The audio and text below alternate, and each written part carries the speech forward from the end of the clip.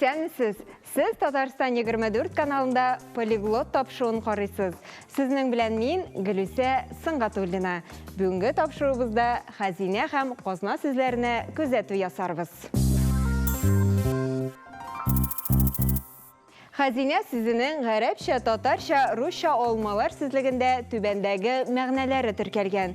Беренчесе казна, дәүләт, байлык, икенчесе акча һәм башка байлыклар саклау урыны. Өченчесе җиргә күмелгән акча һәм алтын, көмеш кебек әйберләр диелгән. Гадәттә, казна сүзе хәзинә сүзеннән килеп чыккан дип уйлыйлар. Ләкин бу якынча гына фараз. Чөнки борынгы төрки телдә казна мәгънәсендәге казнак сүзе булган һәм хәзинә сүзе белән янәшә дә кулланылган. Казнак сүзе үз чиратында казып яшерелгән мөлкәт дигәнне аңлата. Хәзинә сүзенең рус теленә тәрҗемәсе клад, сокровище, достояние, ценность. Элек хәзинә яшерелгән җирдә кар озак ятмый, тизрәк эреп бетә дип ышанганнар.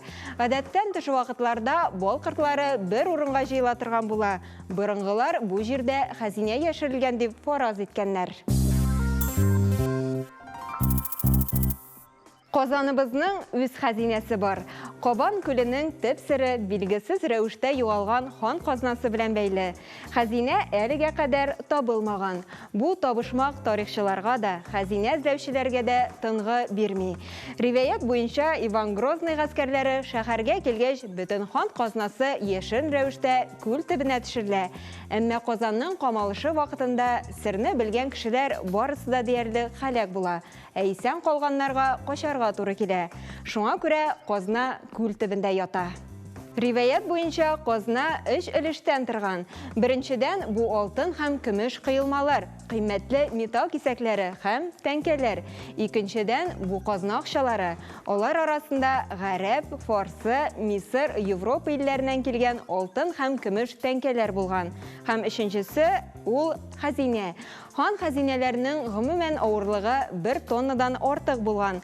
Хан казнасын шәһәрнең камалышына кадәр чыгарганнар дип саныйлар. Чөнки камалыш вакытында моны эшләү мөмкин булмас иде. Шуннан бирле хәзинәне табарга берничә тапкыр омтылып карыйлар. Әмма күл борынгы сырын саклауны дәвам итә. Казан риваятләре арасында иң танылганы чыннан да Кабан күле белән бәйле. Чөнки хәзинәләр сыр һәр вакыт кешеләрне бик кызыксындыра. Әлеге риваяткә нигезләнеп, Кабан күле хәзинәләре дип исемләнгән фильмда төшерелде. Хәзинә дип исемләнгән татар телендә нәшер ителүче атналык корпоратив газета да бар. Ул 1994 елның 1 гыйнварыннан 4 полосалы булып чыга башлый. Хәзинә нефть ширкәтләре нәшер итә торган гаммәви мәгълүмат чаралары арасында бердән-бер милли телдәге газета. Әлеге басма хезмәт коллективы тормышы һәм эшчәнлегенең актуаль аспектларын ача. Тармакның күренекле кешеләре турында сөйли. Нефтле төбәкнең мәдәни яңалыклары белән таныштырып бара. Казна борынгы төркишәдәге казнак сүзе белән хәзинә сүзенең керешүе, ягъни контаминацион тәэсир нәтиҗәсендә барлыкка килгән сүз. Казна банк мәгънәсендә дә йөри. Рус теленә татар теленнән кирип үзләшкән.